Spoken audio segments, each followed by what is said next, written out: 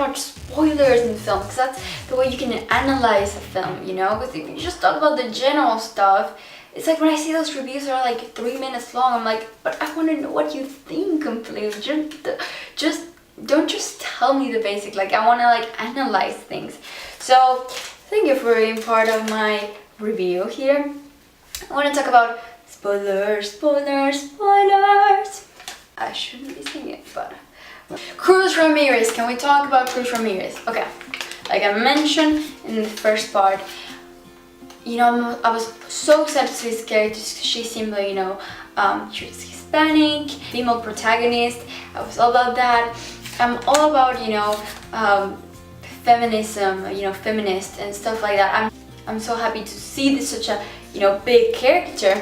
But the thing is, they decided to do a big character that was awful.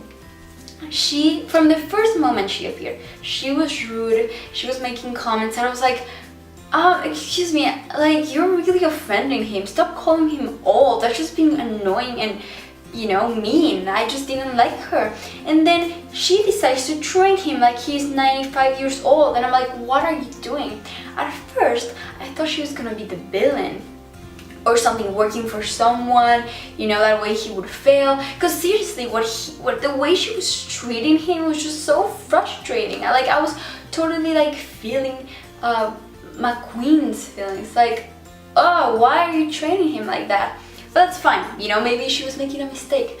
But then they go to the beach, you know, where he's like, let's get my wheels dirty, let's do this. He's like babysitting her.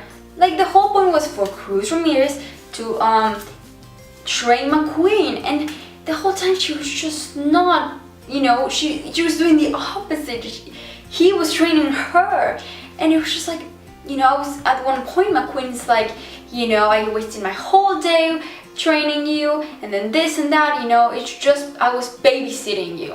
And I was like, yes, you go, Mcqueen, because I was totally like feeling him. It's like, that's so annoying, like, this is your chance, and she's like acting like a little kid, you know?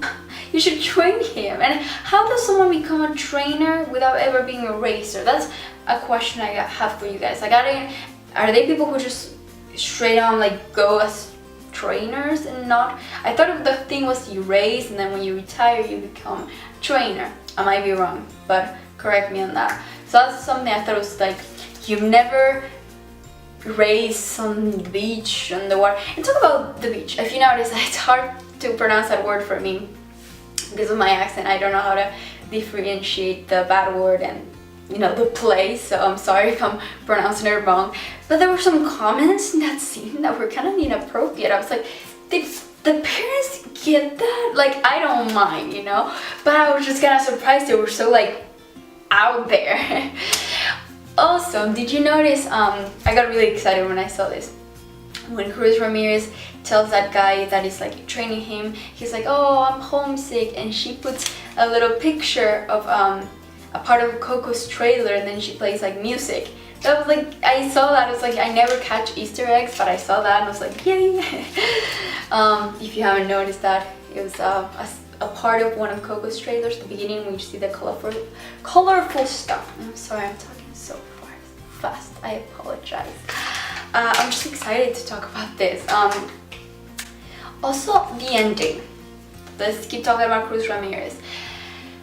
Yes, it's nice for her to finally get the chance, but you know, it was the last chance for Mcqueen. You know, in the first movie, he doesn't win because he helps someone else.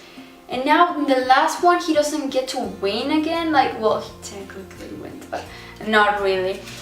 And it's just like, for an ending, I would have loved for him to, you know, get that final, you know, winning, maybe the two of them racing together, or I don't know, but for him to get his moment, because he deserves it. He loves it so much. He's so passionate about it. He worked so hard to get there. And it's absolutely, you know, sad to be like, well, he's just giving up on this girl who annoyed him most of the time they were together. You know, it was a nice cause. He's a really nice character. I really like Mcqueen. But it's just like, I kind of felt, you know, it's awesome for her to be kind of like, it seemed like she was the first girl racer who won or something like that. It was like really cool. At the same time, I just felt bad for Mcqueen because, you know, this is the last movie. This should have been kind of also his moment. And it was kind of sad to see him give up, you know, because I understand there's athletes and stuff like that who they're 35 or less, you know, Roger Federer in tennis, you know, he's considered old, but he's not old in real life, you know, like in someone's 35, it's like still super young. So it's kind of sad how in the end he's just kind of like giving up on everything, and it's just like, you know, that's something I didn't like. This was supposed to be the end of the film, and yes, supposedly he's gonna still race. I don't know how though. I didn't get that part much. It's like, how is he gonna still race if, I mean, yes, it's possible, but at the same time, I don't know. It was a weird ending. Another thing that annoyed me was so much Doug Hudson. It was nice, you know, Doug was a super special character for him, and I understand this circle, you know, how much of, you know, Mcqueen is just so grateful to him. He's such an inspiration. But at the same time, it's just like they overuse flashbacks in this film. And what I saw was that he was not being Mcqueen, he was just becoming Doug. And I didn't want Mcqueen, you know, if he retired, that's great, but retire as Mcqueen. You know, in the end of the film where he goes all with purple paint and saying "Fabulous Lady McQueen," I was like, no. Why? Like, I don't want to see. It's just like he doesn't have his life of his own. He's just recreating Hudson. He's trying. Of course, it's lovely that he wants to continue Doc's legacy. It's beautiful, but at the same time, I want McQueen retiring. You know, I want him to be him, McQueen. So in the end, it was really odd when I saw him with that blue paint. It's like, it's just because he's your idol, it doesn't mean you have to follow each and every one step of him. Was I the only one who had that problem? You know, yeah, I just felt there was a lot of flashbacks. You know, I get those, but a certain amount. At one point, there was just a bit too many. Oh, I also want to mention, talking about paint, I thought it was so cool, like the paint, how they painted him, and when he was like getting new and stuff like that, just how I really like his new look, you know. So that was really cool to see how shiny he was, and that's when I saw that, wow, the animation has gone really good now. So that was cool. It was also nice to go back to Radiator Springs, because, you know, it's such a nice place, especially, you know, they kind of have to in order to keep Cars Land relevant. You know, people, if they only see the third one, they won't get, you know, Flo's Cafe or the, you know, those little places. And it's so beautiful place, the way it's made. So I'm really happy they decided to go back and visit this wonderful characters.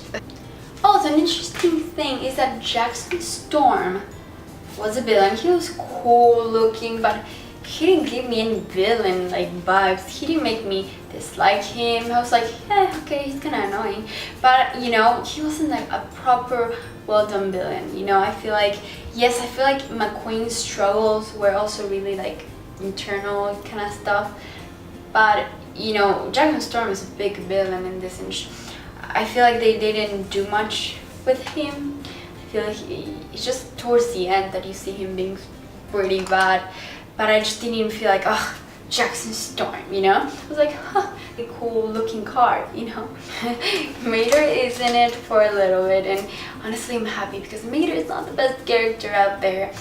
So it was cool to just have him as little as possible. You know, he still brought some comedy that kids were laughing, but also not to overuse Mater, so that was good. I don't personally like Mater that much, but I know he's popular, like Olaf, you know. What did I think of Lou, the Lost and Found, you know, little short film before Cars 3? I really liked it. It was so cute. The animation I was not a fan of, you know, the character design of the boy, and at first I wasn't really fond of the design of the Lost and Found thing.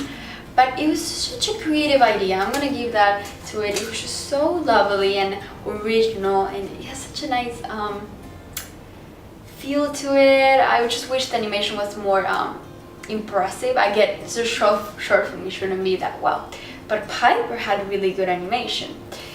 But I like the, you know, the story of it, and the ending was so sad. It was just like, oh no. But it was really unexpected. I didn't expect it, and I thought it was a really nice short film. But yeah guys, that was my review of Cars 3. Did you like it? Did you not like it? Let's talk down in the section below. Also, I kind of Disney bound it as Lightning McQueen, sort of. But thank you so much again for watching, and I'll see you all very